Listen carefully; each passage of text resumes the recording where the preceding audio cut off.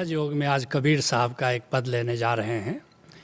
कबीर साहब का जन्म 1398 ईस्वी में हुआ और 1518 ईस्वी तक कबीर साहब के पवित्र चरण भारत की धरती पर विचरण करते रहे। कबीर साहब स्वामी रामानंद के शिष्य हैं और सहज योग के पितामह हैं। कबीर साहब के कहने का अंदाज़ बड़ा सरल है, बड़ा मधुर है, बड़ा स्पष्ट है, बड़ा निर्भीक है, बड़ा क्रांतिकारी है। कहते हैं कबीर साहब, लागा मोरे बाण कठिन कर का। सौभाग्य की घड़ी है, गुरु के प्रेम का बाण किसी शिष्य को लग जाए, इससे सौभाग्य की घड़ी और नहीं हो सकती।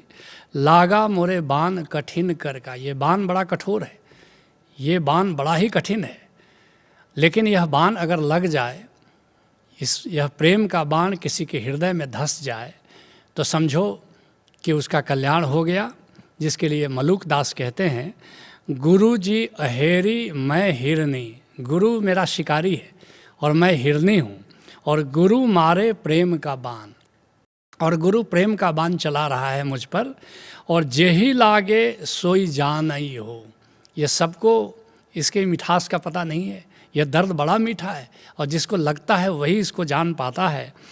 और दर्द नहीं जान, और जिसको ये बाण लगा नहीं है वह इस प्रेम के बाण के दर्द को नहीं जान सकता है। कहते हैं कबीर साहब, ज्ञान बाण धरि सतगुरु मारा। ये केवल प्रेम का बाण नहीं है, ये ज्ञान का भी बाण है। ज्ञान बाण धरि सतगुरु मारा, हृदय माही समानी। और बिल्कुल हृदय में ये प्रवेश कर जाता है, जिसके लिए कबीर साहब अन्यत्र कहते हैं, सतगुरु मारा बाण भरी, निरख निरख निज ठौर। वो देख करके मारता है गुरु कि कहाँ पर ये असर करेगा, और बिल्कुल सही निशाने पर उसका बाण लगता है। कभी गुरु चूकता नहीं है, और अलख नाम में रमी रहा, चित्त न आवे। और जब से ये बाण लगा है गुरु का, तब से तो बिल्कुल मेरा मन केवल उस गोविंद के सत्य नाम में, ओंकार में लगा रहता है, और चित्त में और कोई बात आती ही नहीं, क्योंकि यह दर्द इतना मीठा है कि यह दर्द हमेशा मेरे मन को अपनी ओर खींचे रहता है। कहते हैं कबीर साहब, बीच करेजा पीर होता है। कैसे कोई और चीज़ ख्याल में आएगा, क्योंकि बिल्कुल हृदय में वो टीस की तरह वो दर्द उठता रहता है। और धीरज ना ही धराना, और बिल्कुल अब प्रियतम से मिलने के लिए मेरा मन आकुल रहता है, अब धैर्य नहीं रख सकता, प्रतीक्षा नहीं कर सकता। ऐसा लगता है कि अपने प्रियतम गोविंद से कब मिले। एक हुक सी दिल में उठती है। सुनो, एक शायर इस बात को बड़े प्यारे अंदाज में कहता है, एक हुक सी दिल में उठती है, एक दर्द सा दिल में होता है, जब सारी दुनिया सोती है, मन चुपके चुपके रोता है। ऐसा संत की ज़िंदगी होती है, हमेशा प्रभु की याद में, प्रभु की पीड़ा में, प्रभु के वियोग में वह जीता है। जिसके लिए भक्तिदास एक बिहार के संत हुए, उन्होंने बड़े प्यारे अंदाज में ये बात कही है, गुरु पैया पढ़ो नाम के लखा दीना। मैं अपने गुरु के पाँव पढ़ता हूँ, जिन्होंने नाम का दीदार करा दिया, नाम का दर्शन करा दिया, नाम का बोध करा दिया। जन्म जन्म के सूतल मनवा, शबद बाण से जगा दीना। मन तो सोया था, जन्मों जन्मों से सोया था, अहंकार की नींद सोया था, मूर्छा की नींद सोया था, लेकिन धन्य है मेरा सतगुरु, उसने शब्द का ऐसा बाण मारा कि बस वो जाग ही गया मेरा मन। कहते हैं कबीर साहब, करिया काटे जिए रे भाई, गुरु काटे मर जाई। अद्भुत बात कहते हैं। सांप के काटने से कोई जिंदा रह सकता है, लेकिन गुरु अगर काटे, गुरु अगर बाण मार दे तो जिंदा रहना मुश्किल है। यह अहंकार की बात हो रही है कि सांप भी काट दे तो शरीर मर जाता है, लेकिन अहंकार जिंदा रहता है। लेकिन अगर गुरु काट दे, गुरु अगर शब्द का बाण मार दे, तो फिर तुम्हारा अहंकार जिंदा नहीं रह सकता। जिसके लिए राजस्थान के दरिया साहब कहते हैं, दरिया बाण गुरुदेव का, कोई झेले सूर अधीर। गुरु के बाण को कोई बड़ा धैर्यवान, कोई योद्धा होगा, वही सह सकता है, वही झेल सकता है।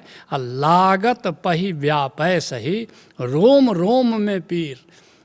जैसे कोई बाण लग जाए तो एक जगह दर्द होता है, लेकिन गुरु का बाण लग जाए तो तुम्हारे रोम रोम में पीड़ा हो जाती है, रोम रोम में दर्द फैल जाता है। कहते हैं कबीर साहब, जिनके लागे शब्द के डंडा, त्याग चले पाछाई। अद्भुत है ये डंडा, गुरु का डंडा जिसको लग जाता है वो सब कुछ छोड़ करके उसके पीछे पीछे चल देता है। और किसी का डंडा लगे तो तुम उसके दूर भागना चाहते हो, लेकिन गुरु का डंडा अगर लग जाए तो सारा धन, सारा असबाब, सारा माल, सारी बादशाहत, सारा पद, सारी प्रतिष्ठा छोड़कर तुम उसके पीछे लग जाते हो। स्वयं धनी धर्मदास जो भारत के सबसे धनी सेठ थे, कबीर ने ऐसा शब्द का डंडा मारा कि सारा धन, सारा व्यापार छोड़कर कबीर के पीछे हो लिए। पीपा साहब की कहानी तुमने सुनी होगी। राजा थे राजस्थान में, लेकिन स्वामी रामानंद के शब्द का बाण कुछ ऐसा लगा कि पीपा साहब ने अपने राज्य का त्याग कर दिया और स्वामी रामानंद के पीछे पीछे हो लिए। इसी बात को पलटू साहब बड़े प्यारे अंदाज में कहते हैं पलटू जिनके शब्द का लगा कलेजे तीर, और शब्द छुड़ावे राज को शब्दय करे फकीर। जिनको शब्द का बाण लग गया, गुरु के शब्द का, गुरु के उपदेश का बाण जिसको लग जाता है तो क्या होता है? पलटू जिनके शब्द का लगा कलेजे तीर, गुरु के उपदेश का तीर जिसके कलेजे में लग गया, शब्द छुड़ावे राज को, वह राज छोड़ करके चल देता है। शब्दय करे फकीर, और गुरु का शब्द, गुरु का उपदेश तुम्हें फ़कीर बना देता है। कहते हैं कबीर साहब, यह दुनिया सब भई दीवानी, रोवत है धन को। लेकिन गुरु ऐसा धन देता है, एक महाधन भी तुम्हें देता है। क्यों लोग गुरु के पीछे चल देते हैं? निश्चित कोई महाधन देता होगा, और वह धन महाजिंदगी का धन है, वह राम रतन धन है, जिसके लिए सारे लौकिक धन को छोड़ करके, लौकिक बादशाहत को छोड़कर लोग चल देते हैं गुरु के पीछे पीछे। क्योंकि गुरु तुम्हें एक महाजीवन की पूंजी देता है, जो इसी जीवन में काम नहीं आती बल्कि आगे भी काम आती है। इस बात को एक नए अंदाज में सुनो। जो धन देता आनंद वह नहीं है हीरा सोना चांदी, वह राम रतन धन है जिसको पाकर मिलती है आज़ादी। आओ उस धन की खोज करें, कुछ समझ जगाएं, योग करें। अथ प्रज्ञा शरणम गच्छामि, भज ओशो शरणम गच्छामि। ये बड़े सौभाग्य की बात है कि उस परम धन की खोज हम करें, उस परम ज्ञान की खोज करें, उस परम पद की खोज करें, उस परम बादशाहत की हम खोज करें। कहते हैं कबीर साहब, दौलत दुनिया छोड़ दिया है, भाग चले बन को। वह धन ऐसा है, वो महाधन ऐसा है कि उसके लिए लोग सारी दौलत छोड़ देते हैं, उसके लिए जंगल चले जाते हैं उसको खोजने के लिए। तुमने सुना होगा गौतम सिद्धार्थ कपिलवस्तु के राजकुमार हैं, लेकिन उस धन को पाने के लिए उन्होंने कपिलवस्तु का राज्य छोड़ दिया, त्याग कर दिया और जंगल चले गए, और उस परम ज्ञान को, उस परम धन को एक दिन पा लिया। कबीर साहब इसी बात को अन्यत्र कहते हैं, इस धन कारण शिव सनकादिक खोजत भय उदासी। इस महाधन को खोजने के लिए तुमने सुना होगा, सनक ऋषि का नाम सुना होगा। इसके लिए शिव जो देवाधिदेव हैं, उन्होंने सब कुछ छोड़ दिया इस धन के कारण और जाकर हिमालय कैलाश में बैठ गए। कहते हैं कबीर साहब, 4 दिना की है जिंदगानी, मरना है सबका। इस बात को ख्याल में ले लो, यह ज़िंदगी कितने दिनों की है? 4 दिन की ज़िंदगी है। बचपन आया, जवानी आई, प्रौढ़ावस्था है और बुढ़ापा आया और बात समाप्त है। 40 साल जियो कि 80 साल जियो कि 100 साल जियो, इससे कोई फ़र्क नहीं पड़ता।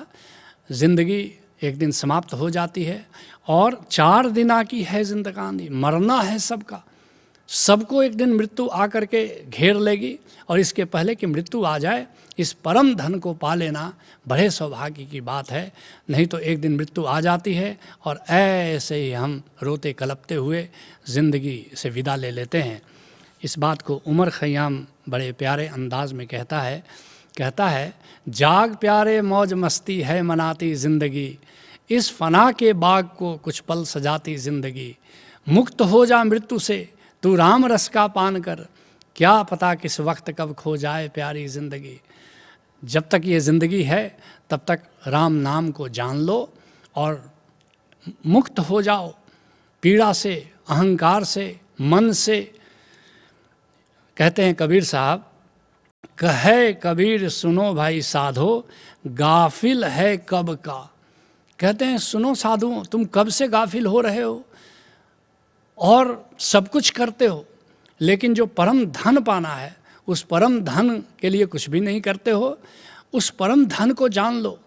और उस परम धन को जानने के लिए क्या करना होगा? उस परम धन को जानने के लिए किसी गुरु से नाता जोड़ना होगा और गुरु से उस गोविंद के रहस्य को प्राप्त करना होगा। तो गुरु के प्रेम में पड़ना होगा, गुरु की प्रीत में पड़ना होगा और गुरु के प्रेम के बाण को अपने हृदय पर धारण करना होगा।